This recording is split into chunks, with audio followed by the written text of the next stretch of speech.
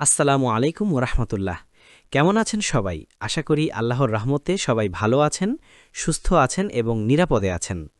সবাইকে আজকের ভিডিওতে স্বাগতম।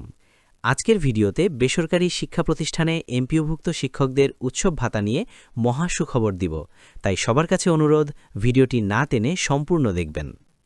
শিক্ষকদের উৎসব ভাতা নিয়ে বড় সুখবর। বেসরকারি স্কুল কলেজের শিক্ষক কর্মচারীর উৎসব ভাতা নিয়ে বড় ধরনের সুখবর দিয়েছে মাধ্যমিক ও উচ্চশিক্ষা অধিদপ্তর।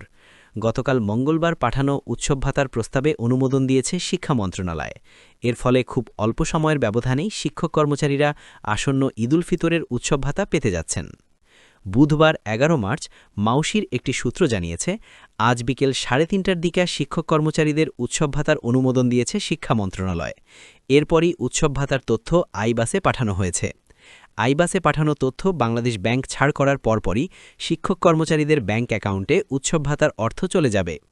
আগামী রবিবার শিক্ষক কর্মচারীরা তাদের উৎসব ভাতা পেতে পারেন। এ বিষয়ে জানতে চাইলে মাউশি পরিচালক, অর্থ ও ক্রয় পরিচালক অধ্যাপক মোহাম্মদ মনির হোসেন পাটোয়ারি বলেন, শিক্ষকদের ঈদ বোনাস সংক্রান্ত প্রস্তাবের অনুমোদন দিয়েছে মন্ত্রণালয়। ইতোমধ্যে আমরা সেটি আইবাসে পাঠিয়েছি। বাংলাদেশ ব্যাংক থেকে অর্থ ছাড় করতে একদিন লাগতে পারে। এরপরই শিক্ষক কর্মচারীরা তাদের ঈদ বোনাসের অর্থ পাবেন। জানা গেছে, প্রতি মাসে শিক্ষক কর্মচারীদের বেতনের প্রস্তাব পাঠান প্রতিষ্ঠান প্রধান।